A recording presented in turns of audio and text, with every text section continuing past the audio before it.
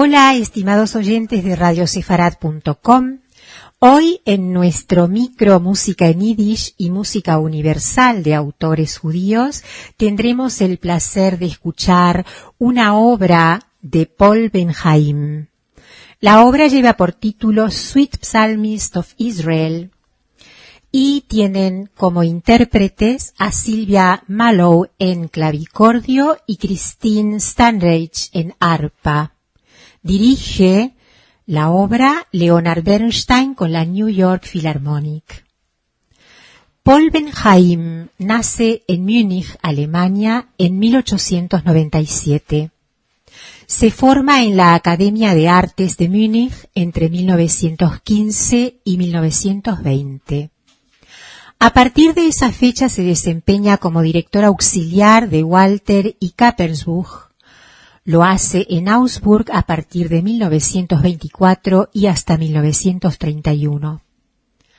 Abandona la dirección para dedicarse a la docencia y a la composición. Después de éxitos tempranos en su país de nacimiento, emigra a Israel en 1933. Inmediatamente pasa a ser la figura central de la música en la escena local. Junto a sus pares, todos ellos compositores renombrados, funda la Escuela Nacional Israelí de Música. A partir de su presencia en Israel, Ben-Haim se ve influenciado por la música oriental, integrando el movimiento que luego se llamaría el estilo mediterráneo. Algunos de sus trabajos incluyen el Concierto Grosso, creado en 1931, la Sinfonía número 1 en 1940 y la Sinfonía número 2 en 1945. En 1953 gana el premio del Estado israelí por su obra Dulces Salmos de Israel para arpa, clavicordio y orquesta, que es la obra que nos convoca hoy. La música de Paul Ben-Haim se puede describir como la de un romanticismo tardío sumada a la influencia oriental mediterránea. Él integra dichas tendencias junto a otros compositores del mismo grupo, en lo que dio en llamarse el período tardío del romanticismo clásico de finales del siglo XIX y principios del siglo XX. Como Vaughan, Williams, Bartók, Kodály y Granger, incorpora en su música las raíces folclóricas de su lugar de origen. Este fenómeno se da a partir de las dificultades de la vida europea que la época provoca. Por consecuencia, hay múltiples movimientos migratorios. Paul Ben-Haim muere en 1984. Para radiosefarad.com, Isabel Luñansky con el asesoramiento del profesor Isidoro Abramovich. Gracias y hasta la próxima.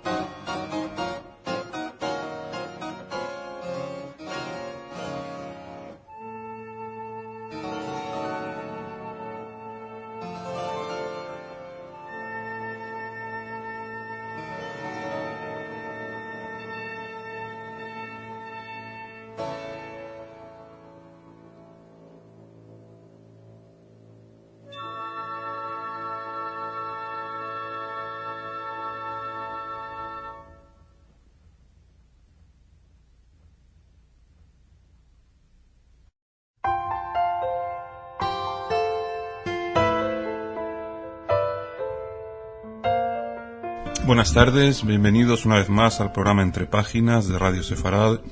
Hoy tenemos con nosotros a la novelista Juana Salabert. Buenas tardes, Juana. Hola, buenas tardes, ¿qué tal? Bienvenida. Acaba de publicar su quinta novela y octavo libro, La Noche Ciega. Entre los oyentes de Radio Sefarad quizá conozcan su novela anterior, Velódromo de Invierno, que es quizá de su obra literaria la que más puede interesar o llamar la atención a los oyentes de nuestra emisora, precisamente porque su temática central es judía, está ambientada en la deportación de los judíos parisinos durante la Segunda Guerra Mundial. Pero también esa nueva novela, La Noche Ciega, tiene personajes. Yo solo he empezado a leerla, tengo que confesarlo, he empezado, pero que hace pensar por sus nombres y algunos otros rasgos que son judíos, de procedencia judía, de ascendencia judía. Cuéntanos un poco más de la novela y de sus personajes. Sí, efectivamente hay una presencia judía en La Noche Ciega, no solo a través de personajes como Becky, la madre de Milan Landauer, o también el abuelo, no lo puedo desentrañar porque es el enigma del libro, pero luego se descubre todo el pasado del abuelo, que regresa de América, lleva sin ver a su hijo desde que este era un bebé, y se marchó a América a buscar fortuna, no halló la fortuna y vuelve con un secreto a sus espaldas. De manera que sí, el mundo y la cultura judía tienen bastante importancia también en esta novela, aunque es una novela ambientada en la Guerra Civil Española. No es una novela sobre la Guerra Civil Española, pero está ambientada en la Guerra Civil Española y luego en el exilio a Francia, la ocupación nazi y el exilio mexicano, ¿no? Yo creo que es una novela distinta a Velódromo y que de una manera u otra yo necesitaba escribir una novela que, aunque está ambientada también en un periodo histórico durísimo, tuviese cierta carga, entre comillas, de optimismo, porque escribir Velódromo para mí, como creo que cualquiera que toque estos temas, fue muy duro.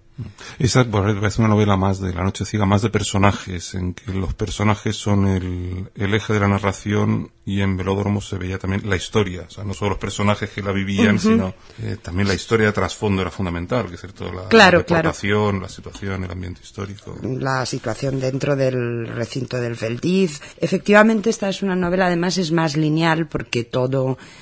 Uso el discurso libre e indirecto, pero no hay monólogos, no hay tiempos entrecruzados, es muy lineal, es mucho más fácil de leer, aunque yo creo que Velódromo no presentaba dificultades de lectura. Pero creo que sí es una novela en la que los personajes tienen muchísima fuerza y los sentimientos también son gentes muy distintas. Sale desde una religiosa, una historia de amor entre dos adolescentes, gentes tanto del bando republicano, liberal. En cierta medida es un homenaje hacia esa burguesía liberal republicana, que la hazañista, que apoyó mucho a Azaña, que intentaba modernizar España, pero que tampoco quería revoluciones, ¿no? Y mucho menos violencias, y que yo creo que es una de las víctimas del franquismo, porque el franquismo siempre presentó a la República Española como gentes, una especie de coalición de extremas izquierdas, y también había gente que eran profesionales liberales y que serían, pues no sé, el equivalente hoy en día de un centro izquierda en cualquier país democrático, ¿no? Pero ya no es una novela política, en cualquier caso, es una novela de avatares y vicisitudes. Es una familia que queda dividida en dos por la guerra, y sus vecinos, que son una madre y un hijo que han huido de la Alemania de Hitler, pues sí se han refugiado en Madrid. Les han invitado a pasar el verano con ellos, y entonces quedan esa parte de la familia en un pueblecito en Sierra de Guadarrama, que es zona nacional, y el padre está en el Madrid republicano. Volviendo a Velódromo de Invierno, por cierto, novela premiada con el premio Biblioteca Breve de Seix-Barral. Y aunque es un libro premiado y por una editorial de las que dan premios literarios que pretenden ser bestsellers más allá de la literatura, esa que sí que me la he leído entera y la he disfrutado. Es una novela realmente estupenda. Todo, la sensibilidad de la escritura, hay párrafos de una redacción bellísima. Por supuesto el dramatismo de la historia que cuenta. Episodios también. El lector, por supuesto, quien lee una novela y quien quiere deleitarse en la lectura de la novela no busca aprender historia, pero también aprenderá mucho de la situación, de las tensiones, de la iniciativa francesa, de la prisa francesa por deportar a sus judíos, en fin. Hay toda una serie de elementos muy bien reflejados en la novela, sin ser evidentemente un libro de historia, que además no lo es, ni lejanamente, ni creo que pretenda hacerlo en ningún momento. Claro, no. Está allí realmente a los oyentes de nuestro programa se lo recomiendo encarecidamente. También nuestra invitada de hoy, Juana Salabert, colabora con la prensa diaria. Ella escribe en La Razón. En La Razón, sí. Crítica de libros generalmente. También tienes una columna semanal. Crítica de libros, y luego tengo una columna quincenal que, bueno, fundamentalmente se ocupa de temas culturales porque está en las páginas de Cultura, pero obviamente cuando hay sucesos de gran dramatismo, pues los puedo tocar sin ninguna clase de cortapisas, ¿no? Y bueno, hablando no me gustaría dejar pasar tampoco la ocasión, pues de solidarizarme con las víctimas del último atentado, el atentado de ayer en Israel, que siempre me he solidarizado con las víctimas del terrorismo que está sufriendo el pueblo de Israel, pero en este momento, además que los españoles también acabamos de vivir un atentado brutal, pues ayer ya el colofón fue encima escuchar en la radio otro atentado terrorífico, ¿no?, al sur de Tel Aviv. Ya que sacas tú el tema, y además como veníamos sin guión preestablecido, vamos a salir un poco de lo literario para entrar en un tema. Has mencionado eso, el atroz atentado terrorista en Madrid, o la cadena de atentados terroristas en Madrid, que se ha saldado con esas más de 200 vidas. El atentado de ayer en el puerto de Asdod. ¿Por qué es tan raro encontrar en España, y en particular en algunos ambientes, no quiero señalarlos ahora, de personas que con la tranquilidad que lo has hecho tú has puesto en el mismo nivel, en el mismo hilo, el atentado en Israel y el atentado en España? ¿Por qué cuesta tanto en algunos sectores de la sociedad española y en otros muchos sectores de la sociedad europea ver el terrorismo que se produce contra Israel como una forma de terrorismo tan condenable y deleznable como la que se produce en Europa o en Estados Unidos o en otras democracias? Pues yo creo que por varias causas. No soy un analista político, pero yo soy una ciudadana y veo el antisemitismo a mi alrededor en toda Europa, creciente además. Pero en el caso de España, para empezar, Israel es que la gente no tiene ni idea. Parecen pensar que solo hubiese un ejército allí, que no parecen pensar que hay gente trabajando a diario, niños yendo a la escuela. Creo que la información está muy manipulada cuando se habla de Oriente Medio. Pero además en España hay un antisemitismo que viene de antiguo, que es, bueno, el que todo el mundo sabe, el tema de Cristiano Viejo, heredado de la Inquisición, de la expulsión, y luego por asuntos que yo creo que tienen que ver más con la geopolítica de la Guerra Fría. En un determinado momento ese antisemitismo surge también en cierta izquierda. No, con eso no quiero decir yo soy hija de alguien que ha militado muchos años en la izquierda, ahora no milito, pero militó muchos años, yo soy una persona de izquierdas, pero eso no impide que yo vea que cierta izquierda española, una de dos, o por ignorancia o por intereses, se ha mostrado abiertamente antisemita, y lo noto en ciertos artículos, en ciertos ensayos. Tú dices, por ejemplo, que tú eres una persona que está comprendiendo el drama del pueblo israelí y puedes encontrarte a veces con ciertos vacíos de comprensión a tu alrededor. De repente te dicen, pero tú no eres de izquierdas. Y dices, bueno, precisamente por eso, aunque a uno no le gustan todos los gobiernos de un país, a mí me gusta más el gobierno de Barak, me gustaba más que el actual, pero eso es mi gusto personal. Pero siempre he defendido el derecho de este pueblo a vivir en su tierra y a vivir en paz.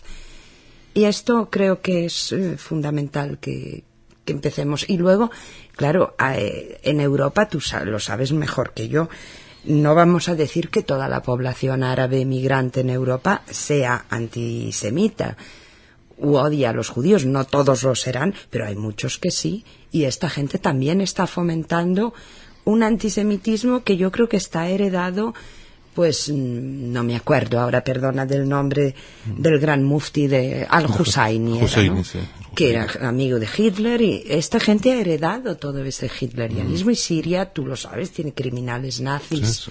Es decir, que esto hay que decirlo. ¿Y por qué cuesta tanto?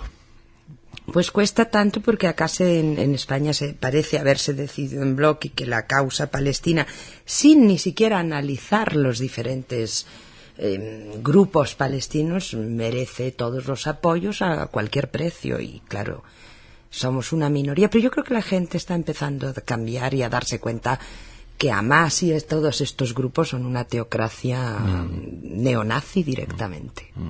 No, seguro que escenas muy curiosas, pero no quiero ya alargar la entrevista con este tema. Quizá otro día podamos precisamente quedar para hablar ya no de tus últimas obras, que recordemos la novela recién aparecida, ambientada en la época de la Guerra Civil, La Noche Ciega, acaba de aparecer en Seix Barral, y como hemos comentado, para los lectores que escuchan Radio Sefarad, tiene una serie de personajes judíos, Y la novela que yo les recomiendo, porque además la he leído, cosa no puedo decir de la anterior, que supongo que será igualmente recomendable, es El velódromo de invierno, sobre la deportación de los judíos de París durante el Holocausto. Y ya solo me resta agradecerle a Juana Salabert que haya venido a acompañarnos hoy y desearle muchísimo éxito con sus libros. Pues muchas gracias, Uriel. Gracias a ti.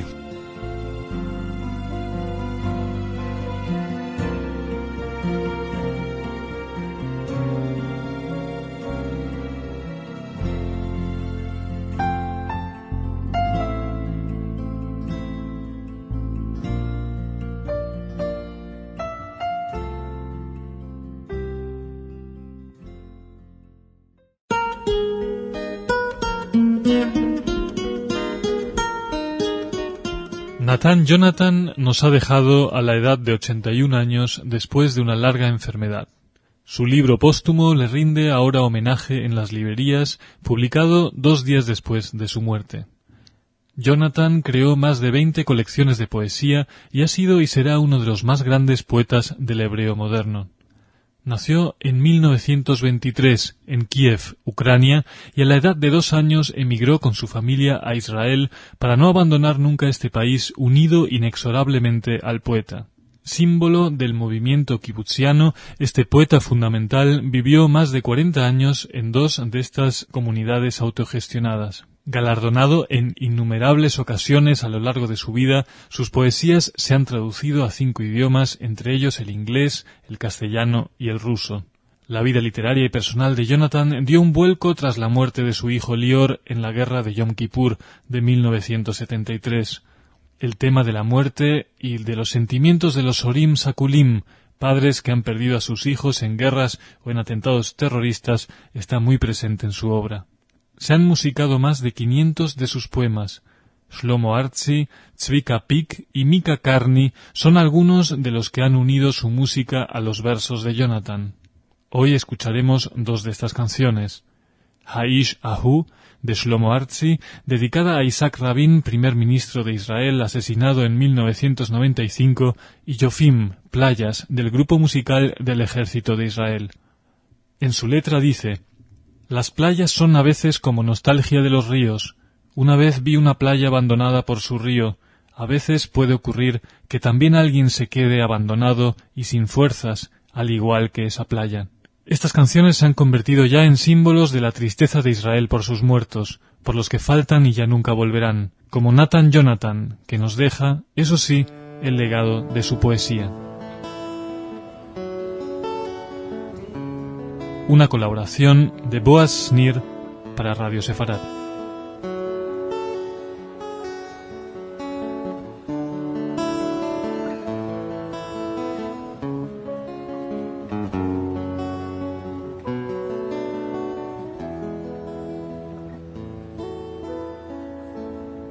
איפה ישנם עוד אנשים כמו האיש ההוא אשר היה כערבות הבוכיות איפה ישנם עוד אנשים כמו האיש ההוא אשר היה כערבות הבוכיות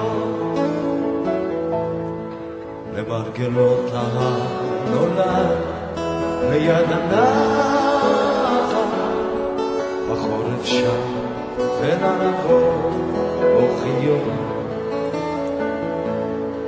בקיץ בנורות פצעי המים נפשו שילת על פני הנחל לדגה מקנה הסוף קראת לו עפיפון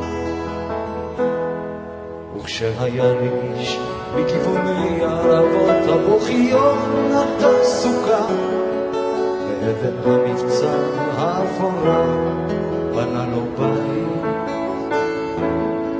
על מי הנחל תחנה הקים זרה שדות שלח עונו על פני הים ואוניות צוחר אך יש אשר יניע כלי מלאכתו אהיה פתאום נהיה לאיש אחר. איפה ישנם עוד אנשים כמו האיש ההוא אשר היה הערבות הבוכיות? איפה ישנם עוד אנשים כמו האיש ההוא אשר היה הערבות הבוכיות? למרגלות ההר נולד ליד הנחל עידון פסול נפש על ההר או בפחיים, ובנופלו בבוקר לא אבות אחד על אדמתו יקנו לו אחוזת עולם ליד אמות המים השקטות. איפה ישנם עוד אנשים כמו האיש ההוא אשר היה כערבות הבוכיות, וכמו מבצע עתיק הוא היה גם בסוף הדרך. איפה ישנם עוד אנשים כמו האיש ההוא אשר היה כערבות הבוכיות? איפה ישנם עוד אנשים כמו האיש ההוא אשר היה כערבות הבוכיות? איפה ישנם עוד אנשים כמו האיש ההוא אשר היה כערבות הבוכיות? איפה ישנם עוד אנשים כמו האיש ההוא אשר היה כערבות הבוכיות? איפה ישנם עוד אנשים כמו האיש ההוא אשר היה כערבות הבוכיות? איפה ישנם עוד אנשים כמו האיש ההוא אשר היה כערבות הבוכיות? איפה ישנם עוד אנשים כמו האיש ההוא אשר היה כערבות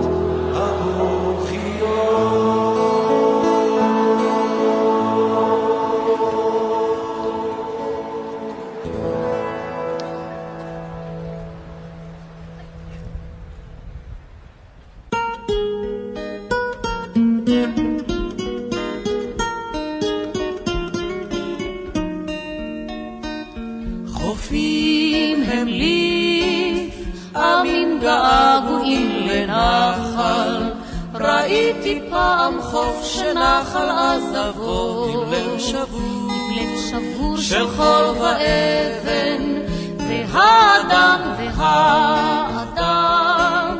ולפעמים גם כן יכול להישאר נטוש ובלי כוחות ממש כמו חוף. הצדפים כמו חופים כמו הרוח, גם הצדפים הם לפעמים געגועים לבית שתמיד אהבנו, אשר היה ורק הים, שר לבדו שם את שיריו כך בצדפי ליבו של האדם שרים למאורה.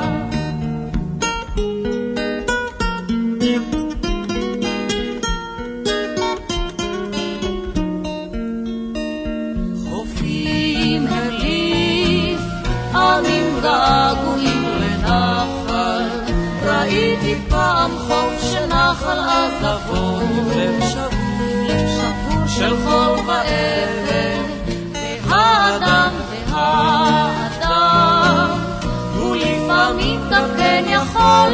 יישאר נטוש ובלי כוחות ממש כמו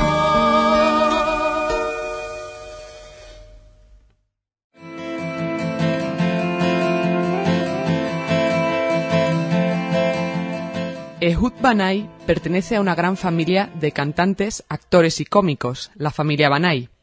Entre ellos destacan Yossi Banai, actor cómico, Neir Banai, cantante, Orly Banai, cómica, y Ehud Banai, cantante. Ehud Banai comenzó su carrera musical a una edad avanzada, aunque eso no le impidió crear un estilo único y original, influenciado por la música iraní, judía, reggae, con sonido actual. La canción que escucharemos hoy forma parte de su nuevo trabajo, Aneli, Contéstame, que vio la luz hace poco más de 2 meses. El tema en cuestión se titula Hebrew Man, Hombre Hebreo, y es la única canción en inglés de este álbum.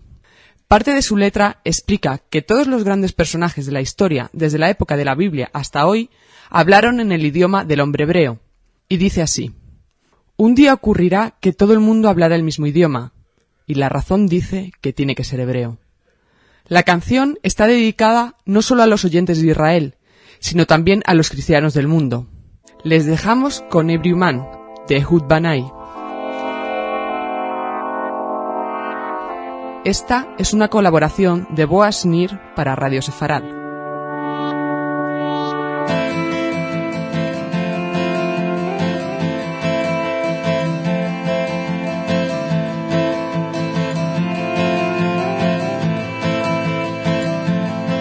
Speak up the language of the Hebrew man, loud and clear, the language of the Hebrew man. It is the language of the prophets, of the sign upon the wall. It is old and sacred, it will open up your soul. Speak up the language of the Hebrew man,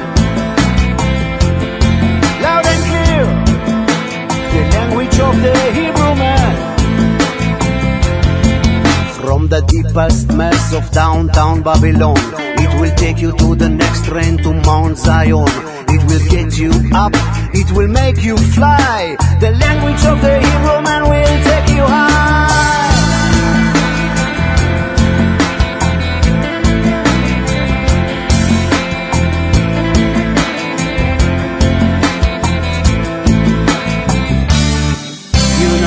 Abraham spoke the language of the Hebrew man, and also Jesus from Nazareth, and Maria Magdalene.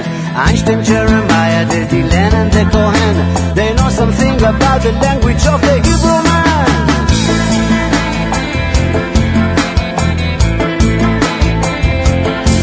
And when the Lord said, let there be light, it wasn't the language of the Hebrew man. And when Moses said, let my people go, it wasn't the language of the Hebrew man. Speak the language of the Hebrew man. Speak the language of the Hebrew man. Speak out. Speak the language of the Hebrew man. Speak the language of the Hebrew man.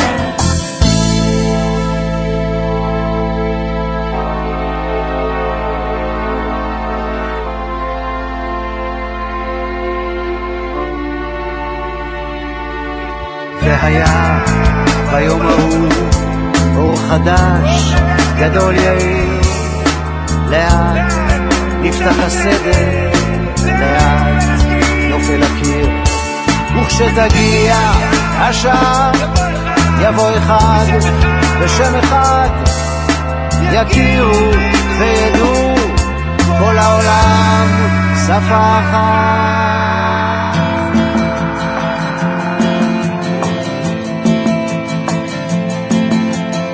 Speak the language of the Hebrew man. Speak the language of the Hebrew man. Speak the language of the Hebrew man. Speak the language of the Hebrew man. והיה ביום ההוא יבוא אחד בשם אחד, יכירו וידעו כל העולם שפה אחת. לאט נבנה הבית קו לקו ועוד לעוד, על נא תאמר לי ביי ביי, אמור רק להתראות. Speak the language of the Hebrew man. Speak the language of the Hebrew man.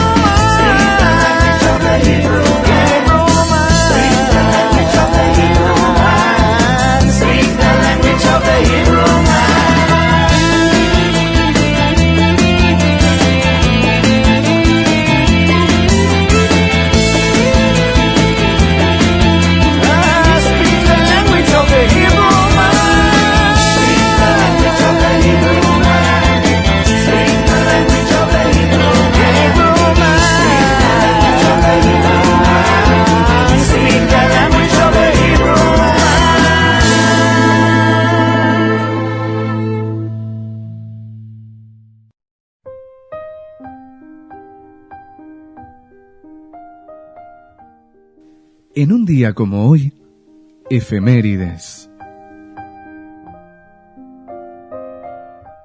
Hoy recordamos desde Radio Sefarad el terrible atentado terrorista que azotó la Embajada de Israel en Buenos Aires 12 años atrás. Fue un 17 de marzo, cerca de las 3 de la tarde, cuando Argentina sufrió el primer embate del terrorismo internacional en su historia. Cerca de una treintena de muertos, cientos de heridos, muchos ancianos de un geriátrico colindante y niños de un jardín de infancia, fue el saldo de un ataque que conmovió a la opinión internacional. El Mossad, servicio secreto israelí, reunió evidencias suficientes para concluir que Irán planificó la voladura de la embajada y la Yihad Islámica, brazo armado de Hezbollah, lo perpetró. Todavía conmocionados por esta tragedia, apenas 2 años después, la población bonaerense volvería a verse sacudida por la barbarie terrorista, siendo otra vez el objetivo la comunidad judía de esta ciudad, en esta ocasión la Asociación Mutual Israelita de Argentina, causando 85 muertos. En estos días de dolor en España por los atentados del 11 de marzo en Madrid, recordamos con especial consternación estos terribles sucesos de la sede diplomática de Arroyo y Suipacha en Buenos Aires. Nicht keine Roschenkäs und nicht kein Mandeln, der Tate ist nicht gefroren handeln, Lülinge mein Sohn, Lülinge mein Sohn. Hat verlost uns weg, wo die Welt hat nur Eck, Lülinge mein Sohn, Lülinge mein Sohn. Schreien Savis, weien Welf, Gott, der barm sich und helf, Lülinge, mein Sohn, Lülinge, mein Sohn.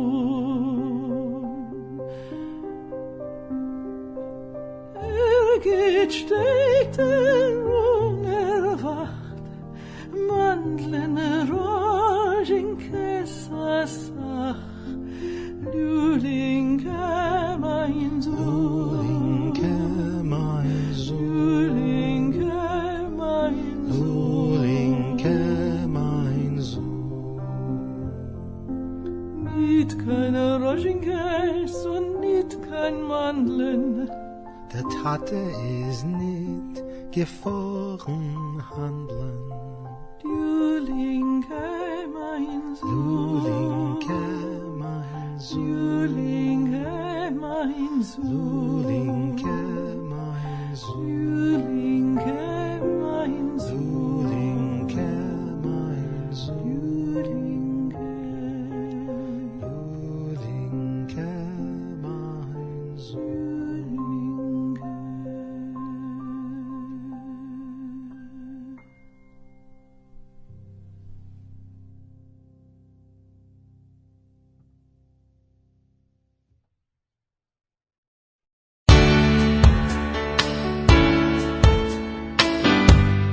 En el suplemento médico del diario La Razón, dedican un espacio a la circuncisión desde el punto de vista de sus beneficios para la salud de los varones.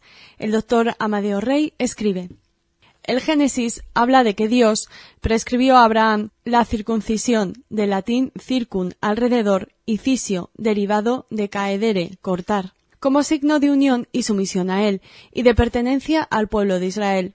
El médico San Lucas contó que Jesús fue circuncidado, es decir, que sufrió la ablación del prepucio, piel que recubre el glande del pene, a los 8 días de nacer, y, aunque San Pablo y el primer concilio de Jerusalén desvincularon al cristianismo de esa práctica, el 1 de enero los católicos siguen celebrando la circuncisión de Jesús y la imposición del nombre que ese acto entrañaba. La circuncisión está reflejada en infinidad de lienzos, como en la perdida Circuncisión de Cristo de Rembrandt, del que se conserva una copia. Tanto musulmanes como judíos practican la circuncisión por razones religiosas.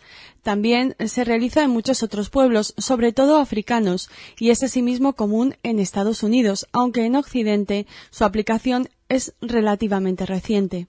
Raramente puede entrañar riesgos, sangrado, infección o daño al pene, y tiene algunos beneficios.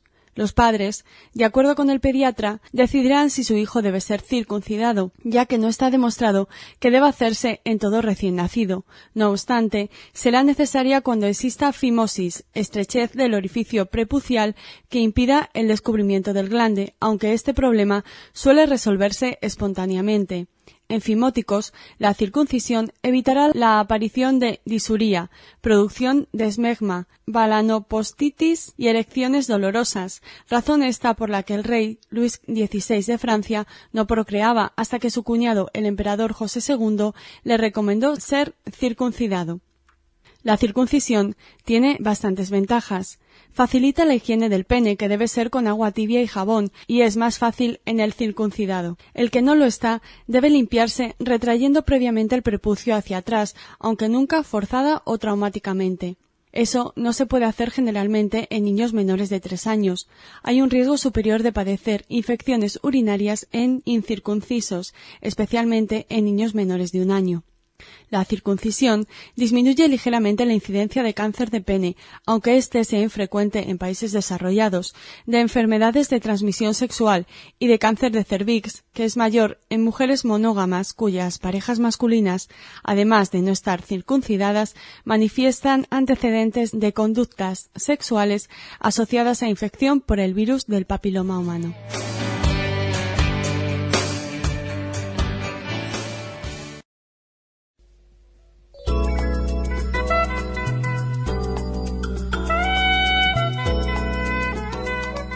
Radio Sefarad responde a nuestros oyentes.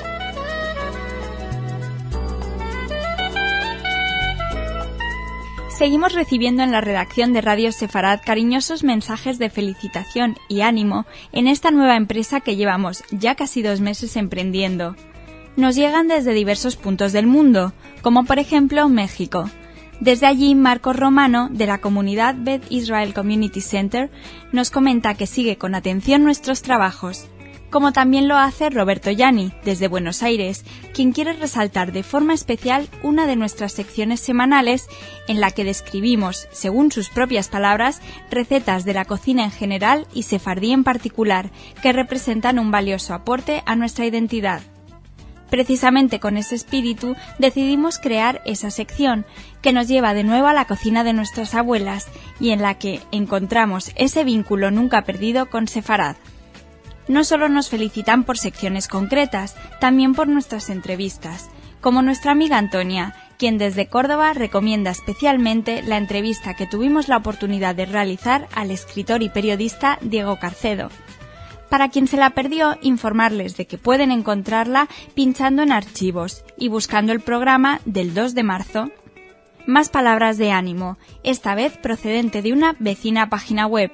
Miguel Tenenbaum, director general del sitio www.imagenesdeisrael.com, nos desea desde la experiencia mucho éxito. Terminamos con un agradecimiento especial a Ángel Fuentes, cuya entrañable carta queremos compartir con todos ustedes. Saludos a los que hacéis Radio Sefarad. Ya es imprescindible escucharos cada noche y alegráis la primera hora de cada noche de trabajo. Es imprescindible que sigáis trayendo a la gente que cuenta su visión y versión de lo que pasa en Israel y en Europa, la denuncia del antisemitismo y la lucha contra la indiferencia. Me siento a menudo tan intoxicado con la prensa española que siento que necesito cada noche vuestro contrapunto. Es mi espacio de libertad radiofónico.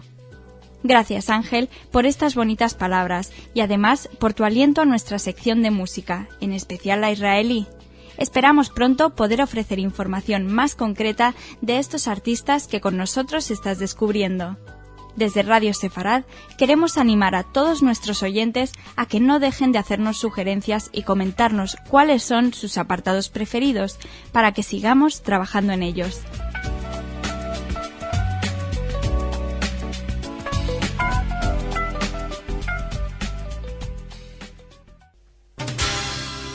Radio Sefarad es una emisión de la Federación de Comunidades Israelitas de España, patrocinada por donantes privados de todo tipo. Sus contenidos están dirigidos a la inmensa comunidad hispanoparlante del mundo con la finalidad esencial de divulgar los valores éticos, culturales, científicos y de todo orden del judaísmo a través de su historia y desarrollo actual. Un especial acento merece la defensa de las diversas comunidades judías de todos los continentes de los ataques antisemitas que han adquirido especial virulencia en estos días con la coartada del antiisraelismo militante. Es voluntad de Radio Sefarad el estar en permanente comunicación con sus oyentes.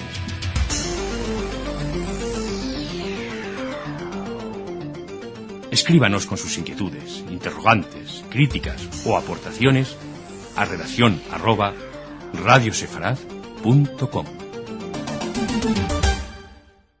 Esta semana leeremos las dos últimas secciones del libro de Éxodo y en la primera sección, titulada Vayakhel, comienza la Torá narrando la descripción del sábado y la importancia de este precepto del cumplimiento del sábado.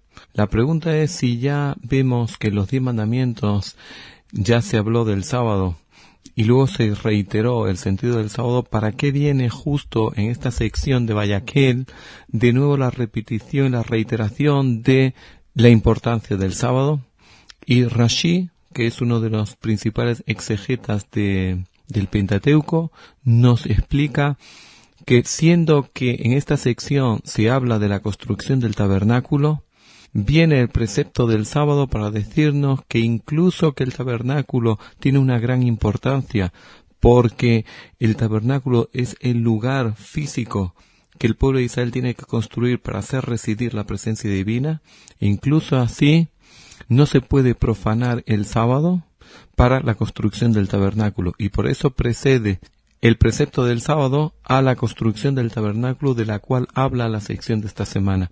Y de aquí podemos extraer una lección muy importante. El pueblo de Israel estaba entusiasmado con la obra del tabernáculo porque eso suponía la posibilidad de atraer la luz divina a la tierra, atraer la luz divina a un lugar físico para desde allí pudiera irradiar y proyectarse hacia todo el cosmos. Pero sin embargo, había muchas personas con esta ilusión de poder atraer la luz divina y terminar la obra del tabernáculo, podían decir, es mucho más importante recibir la presencia divina que el cumplimiento del sábado, y por tanto, incluso que sea sábado, vamos a seguir construyendo el tabernáculo. Pero sin embargo viene la sección de esta semana y comienza con el sábado para decirnos, no, pese a que es muy importante recibir la presencia divina, pero el sábado no se puede profanar porque el sábado tiene una santidad especial. Y la pregunta es, ¿cuál es esa santidad que el sábado tiene, que está incluso por encima de la construcción del tabernáculo? Y para ello nos tenemos que remontar al libro de Génesis, y se dice que cuando Dios creó el mundo, el séptimo día paró su labor creativa y lo santificó. Santificó el sábado. ¿Qué quiere decir? Que le dio una luz especial al sábado, y cuando nosotros paramos nuestra labor creativa el sábado, es una forma de reconocer, es una forma de manifestar, una forma de expresar de que el mundo tiene un creador. Y por tanto, cada semana nosotros tenemos la posibilidad de dar ese testimonio de que el mundo tiene un creador, y que de la misma manera que Él paró su labor creativa el séptimo día, nosotros también la paramos. Y de ahí que el sábado es un testimonio que el hombre tiene la posibilidad de realizar semana a semana, que incluso el tabernáculo, con toda su importancia, no puede relegar y hacer profanar el sábado. Muchas gracias.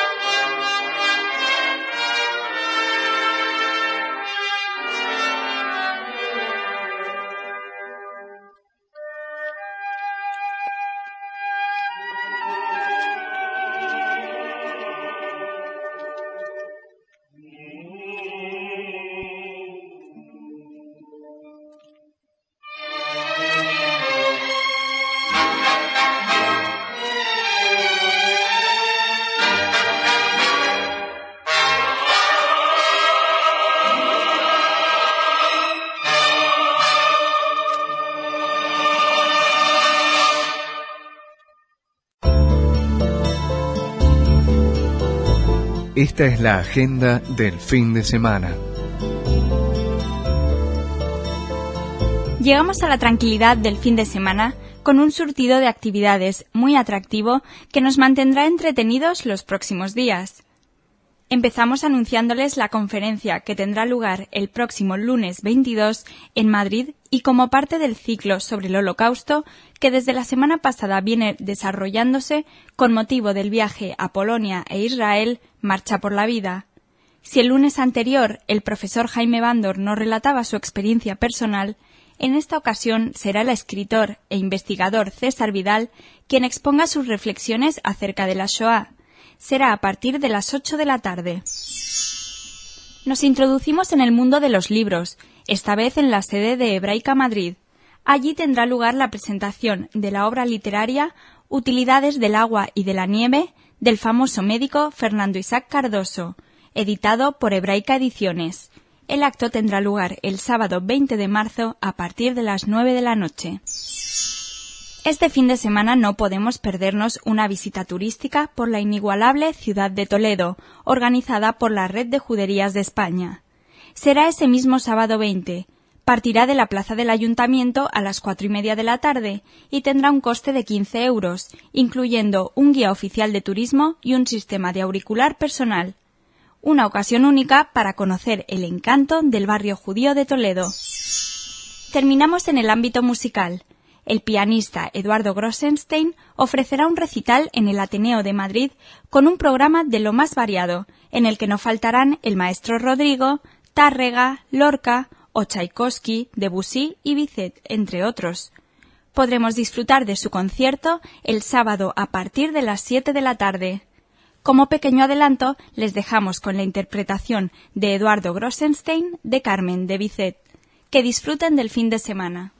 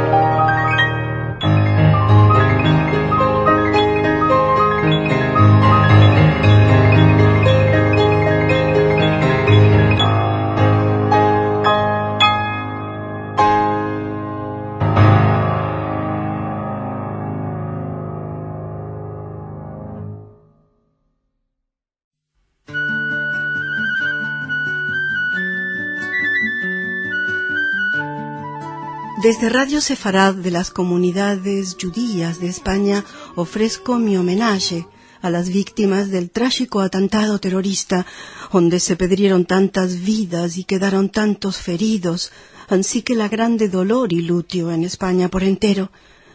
Hacemos una rogativa al Dios Todopoderoso y demandamos que envíe consolación a todas las familias en luto y los feridos que presto tengan recuperación y las almas se alivianen de estrechura. Expresar con una poesía los sentimientos más hondos, es decir, que deseamos la convivencia entre las gentes en paz, por mor de arribar a un mundo más humanizante.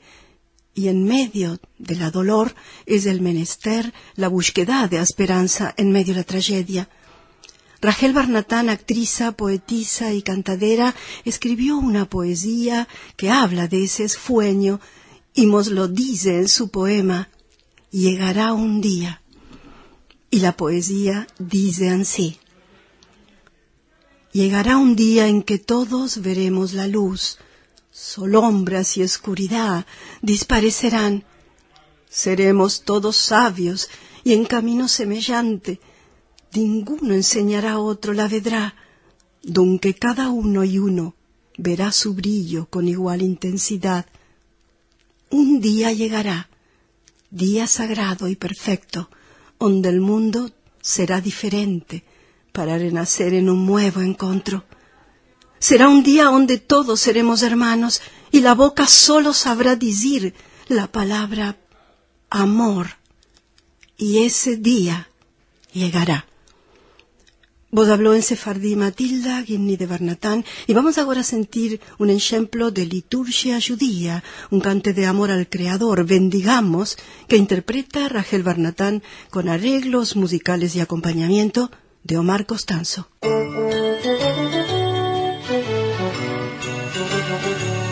Bendigamos al Altísimo, al Señor que nos crió.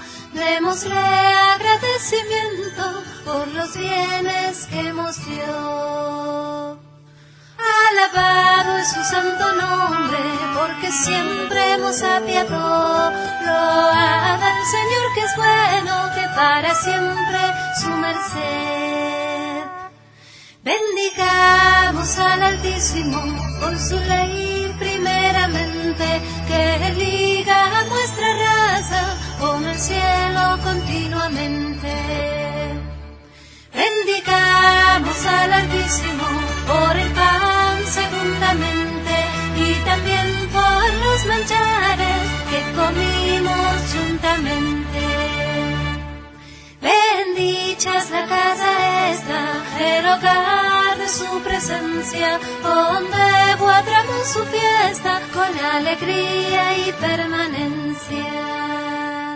Alabado es su santo nombre, porque siempre nos apiadó.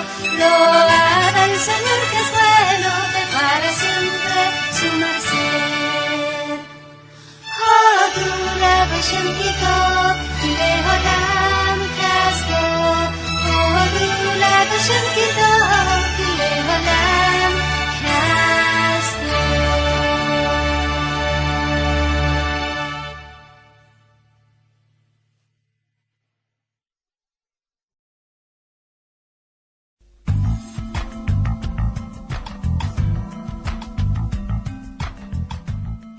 El día 11 de marzo hubo un atentado de magnitudes sin precedentes. El día 14 hubo un vuelco político, también inesperado, muy relacionado con el atentado, en el cual todas las pistas apuntan al terrorismo islámico. Para hablar de estos dos temas están hoy con nosotros Diego Carcedo, consejero de Administración de Radio Televisión Española, y Jacobo Israel Garzón, presidente de la Comunidad Judía de Madrid y presidente de la Federación de Comunidades Israelitas de España. Bienvenidos, buenas tardes. Gracias, buenas tardes. Bien hallado, Alex. ¿Qué valoración hacéis de los acontecimientos de los últimos días? Vamos a ver. Algún periódico titulaba hoy que se ha producido, casi como decía Alex, un vuelco histórico en la política española. Bueno, yo creo que lo que se ha producido pues es un cambio de partido en el gobierno, entre dos partidos que están predestinados a mantener la alternancia política, ya la llevan ejerciendo desde hace un par de décadas y es de esperar que todavía la siga manteniendo bastante tiempo más. Hay que decir que son dos partidos que aparentemente están muy enfrentados, pero en la práctica tampoco son dos partidos que sean especialmente discrepantes. Yo creo que en los asuntos más importantes, más trascendentes, que más preocupan en este momento, tienen muchas coincidencias, discrepan por supuesto en matices y en la forma de afrontar los problemas, pero los principios fundamentales yo creo que son bastante coincidentes.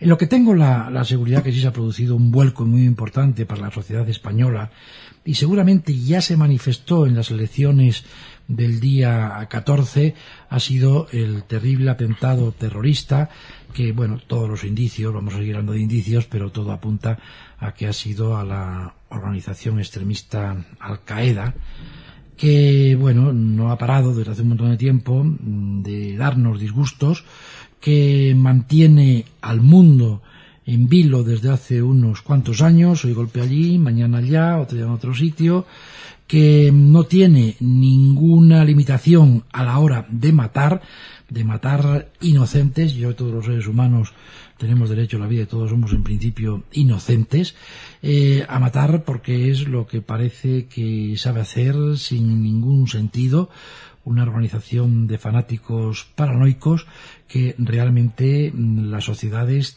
tienen que combatir como sea, porque esto se ha convertido, como hemos visto aquí en Madrid y antes en otros sitios, en un peligro permanente con el que no podemos seguir viviendo. Todos los medios hoy hablan de una vinculación inmediata entre el atentado y el triunfo político del PSOE. ¿Cuál creen ustedes que ha sido la repercusión, la interpretación del atentado en la opinión pública española? Yo creo que es muy difícil saber cuál es la interpretación en la opinión pública española, porque esto es un asunto de sociólogos. Que es evidente que ha tenido un impacto, esto es claro. Está claro. Que es evidente también que este impacto no ha sido percibido todavía perfectamente, también, porque de alguna forma no sabemos todavía quién es el autor y seguramente tardaremos algunos días en saberlo. La exigencia de la población de intentar saber quién es, yo creo que es inútil, es decir, no, esto necesita hacerse a través de una investigación certera, a través de una investigación muy compleja, y no lo sabremos. ¿Qué es un atentado con ribetes islamistas o con algunos ribetes islamistas? Seguramente sí. ¿Y que esto ha tenido una influencia en el voto? También. Pero yo creo que hay que ver la historia con el afán del historiador. Hay un 80% del voto que se decanta siempre entre dos partidos más o menos centrados. Creo que el partido que quiera separarse un poco del centro puede ganar 4 años, pero perderá las siguientes elecciones. El voto español desde la salida del franquismo ha sido un voto muy centrado. Y en realidad, yo diría con dos líneas claras.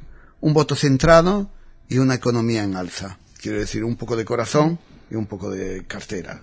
Es el voto de todo votante occidental. Esto va a seguir.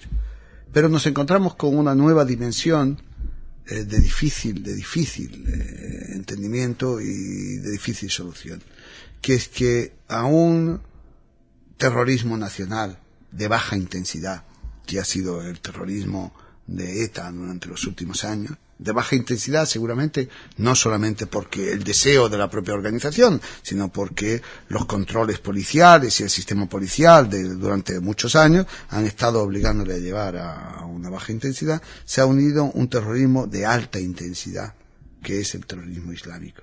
¿Cómo vamos a resolver esto? Es el problema del inmediato futuro, es el problema no solamente del inmediato gobierno, sino del inmediato gobierno, de la inmediata oposición y de la sociedad española. Es el gran reto que ahora mismo enfrenta el futuro gobierno del Partido Socialista, enfrentar la amenaza terrorista, que en nuestro caso es doble. Estamos viendo esta amenaza del islamismo extremista, del islamismo terrorista, y estamos manteniendo, porque está ahí, sigue ahí, no nos engañemos, la amenaza de ETA. ETA. Ahora, yo coincido con Jacobo en la apreciación sobre la influencia que haya podido tener en las elecciones. Yo creo que puede haber sido doble. Uno, el impacto emocional de lo ocurrido, es evidente que tiene que haber influido. Cuando en víspera de unas elecciones se produce algún acontecimiento de alguna naturaleza, nunca se sabe cómo va a reaccionar la ciudadanía y desde luego es evidente que el voto cambia bastante.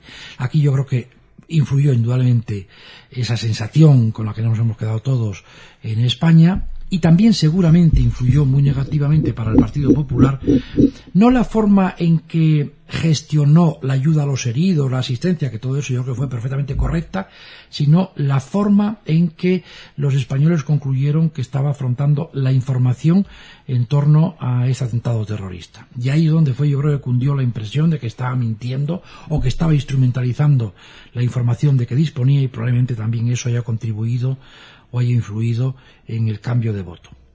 Ahora, ¿hay realmente conciencia del peligro que supone el integrismo terrorista islámico? Porque a juzgar por digamos las reacciones que ha habido, se ha vinculado inmediatamente a la política exterior española. Yo creo que esto es algo que la población española no entiende, no comprende, y es muy difícil de que lo comprenda en los próximos tiempos. Cuando relacionan este tema con la guerra de Irak, no entienden por qué la policía francesa está en alerta roja en todas las estaciones de tren, en toda la vía férrea.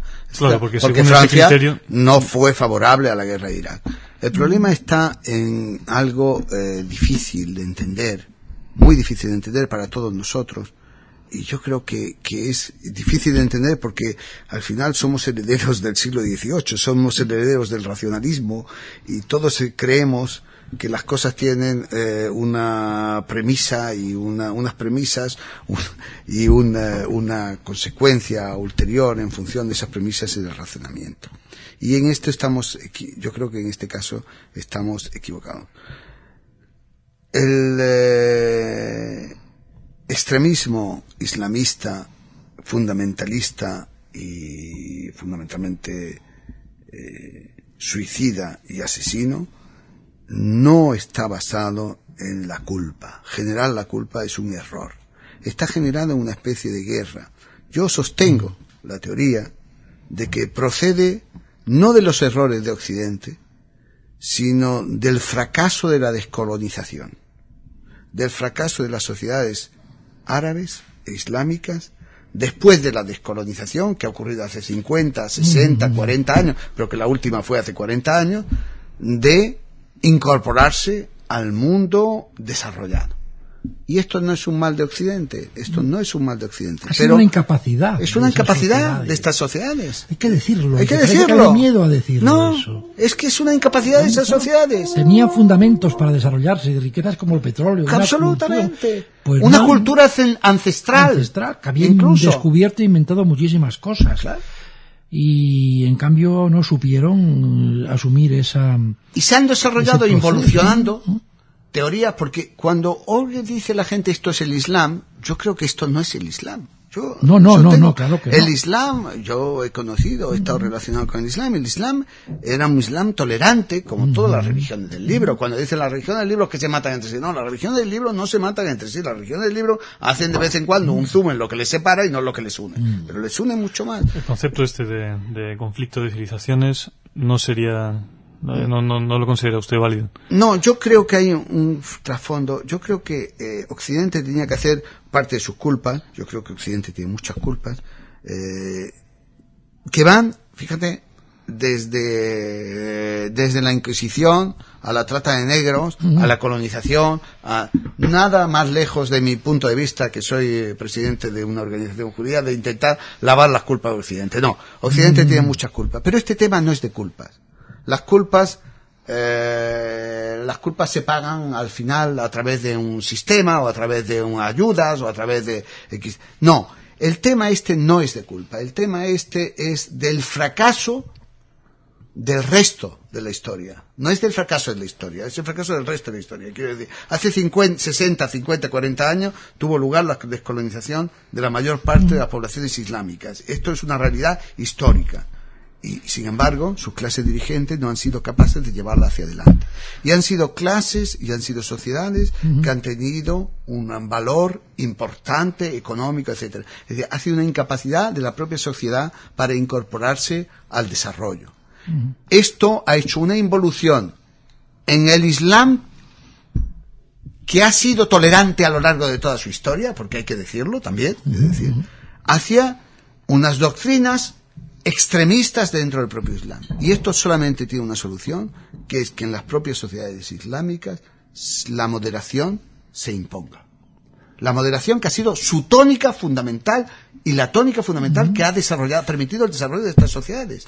Ahora bien, tras este análisis, se habla de la guerra contra el terrorismo, que es un término que se emplea mucho, quizás no es el término más adecuado. ¿Cómo nos enfrentamos a este reto tan difícil del terrorismo islámico? ¿Cuáles son las medidas, cuáles pueden ser las reacciones ante esta amenaza?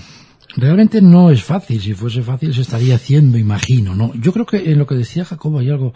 Estas reacciones que, por fortuna, yo quiero entender que son minoritarias del extremismo islamista, lo que hacen es justamente el efecto contrario del que pretenden.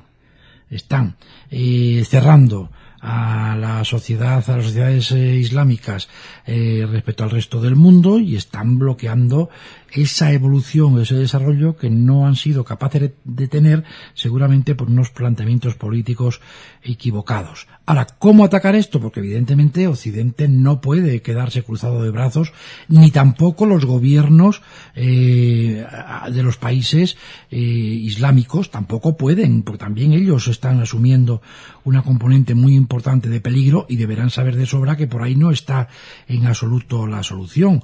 Desde luego que nos libre lo que sea, desde luego de que esta gente puede llegar algún día a gobernar en algún sitio, y ya se vio lo que hicieron en Afganistán.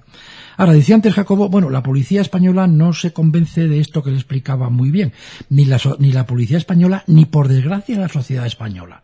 Aquí hemos asistido durante un tiempo, un atentado contra las Torres Gemelas. Es que eran norteamericanos, eran imperialistas, no sé qué. Es que hubo un ataque en un hotel en Mombasa, que era un hotel que estaba ese día ocupado por turistas israelíes. Es que en una discoteca en Bali mataron a 300, estaban divirtiéndose ahí bailando, y claro, ellos les molesta que las mujeres estén con minifalda y no sé qué. Mire usted, aquí todos corremos peligro. Aquí en España yo espero que a ver si nos damos cuenta de que nosotros también corremos ese enorme peligro y que esto hay que afrontarlo de diferentes maneras. Desde luego, con una colaboración internacional de los gobiernos y dentro de los países de los diferentes partidos, movilizar a las fuerzas de seguridad, a los servicios de información, gastar dinero, evidentemente, para cortocircuitar a estos grupos asesinos terribles. También seguramente habrá que hacer más, habrá que hacer también alguna inversión y ayudar a los gobiernos moderados de los países, sobre todo los países árabes, a convencerlos de que hay que adoptar medidas, en algún caso medidas liberalizadoras, para buscar fórmulas de neutralizar a estos grupos. Yo creo que hay gobiernos en el mundo árabe, como es el caso de Arabia Saudí o el caso del gobierno de Pakistán, que me parece que son gobiernos que, de alguna manera, por su cerrazón, están favoreciendo de alguna manera, como ocurría con el gobierno de Saddam Hussein en determinados momentos, ¿no? Están favoreciendo, apoyando indirectamente, financiando, porque es evidente que Al-Qaeda sigue teniendo dinero y sigue teniendo muchas vinculaciones con la familia real saudí. Creo que el tema español, fundamentalmente, necesita de la colaboración plena de esos dos grandes partidos que forman el 80% del voto de los ciudadanos españoles, en lo que el 80% de los ciudadanos españoles depositan su voto, y necesita también de una cierta apoyo a la democratización de los países árabes. Yo creo que recientemente hablaba un plan americano de imponer o de implantar o de ayudar a implantar la democracia en el mundo árabe, y yo creo que esto es fundamental para la deslegitimación de todos estos movimientos que no representan el Islam, restarles apoyo, ¿no? Claro, restarles apoyo locales a todo esto. Yo creo que esto necesariamente tendrá que ocurrir, no sé si ocurrirá, pero que sería una condición necesaria, no sé si suficiente tampoco, porque las condiciones suficientes son complejas, pero necesaria para eliminar este peligro, que es el mayor peligro que tiene Occidente hoy, que se ha demostrado que es el peligro de España, que no es el peligro solamente de Bali, ni de Mombasa, ni de Jerusalén, ni de Estambul, que es ni de unas torres gemelas, sino que es un peligro que tenemos ahora. Hay 200 familias que han perdido a alguien, y hay muchos más heridos, hay casi 2.000 familias que han sufrido el impacto entre sus amigos, y esto yo creo que es importante. Y si nos vamos a poner desde el punto de vista personal, que yo creo que esto sí que ha influido, porque cada uno se ha puesto en la piel de lo que ha ocurrido. Lo que pasa es que cada uno lo ha interpretado de forma diferente. Pero realmente el padre que ha besado por última vez a esa chica o al chico que se ha ido a coger un tren, o el chico que ha dado el último beso a su padre que no lo sabía, o el amigo que ha despedido a su amiga o a su amigo y que ya no lo vuelve a ver, esto representa mucho. Cada uno lo ha interpretado de una forma y eso ha tenido influencia en el voto que decíamos inicialmente. Pero cada uno lo ha influenciado de forma diferente y la población lo ha influenciado de esta forma. Yo creo que no se trata de poner las culpas sobre el Partido Popular, se trata porque creo que en esto el culpable es el asesino. El culpable es el asesino. El culpable es el que mata. El culpable es el que mata. No hay otro culpable. Es un error de la sociedad el pensar el culpable es aquel que no le dio. No, el culpable es el que mata. Pero quizás es una reacción instintiva, ¿no? También de la población, ante un horror de esta magnitud. Conecta algunas veces, siempre, cada vez que me han contado, eso es porque ayer no sé qué, no, mire usted, estos matan porque es lo que saben hacer y es lo que quieren hacer, y bueno, en el caso del terrorismo islamista, pues muchísimo peor. Muy bien, Jacobo Israel Garzón, Diego Carcedo, muchas gracias por estar hoy con nosotros en Radio Sefarad y esperamos contar con ustedes en circunstancias mejores, más optimistas y positivas.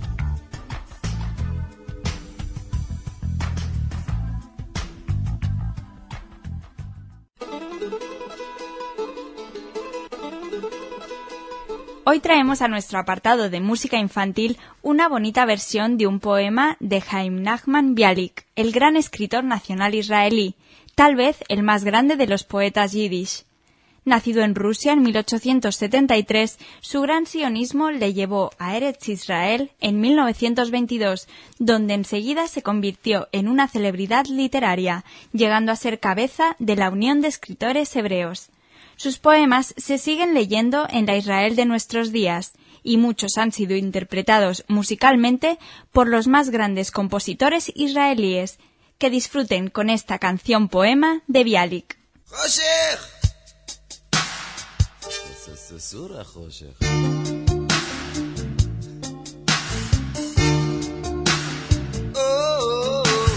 באנו חושך לגרש בידינו אור באש כל אחד הוא אור קטן וכולנו אור איתן צור החושך על השחור צורה מפני האור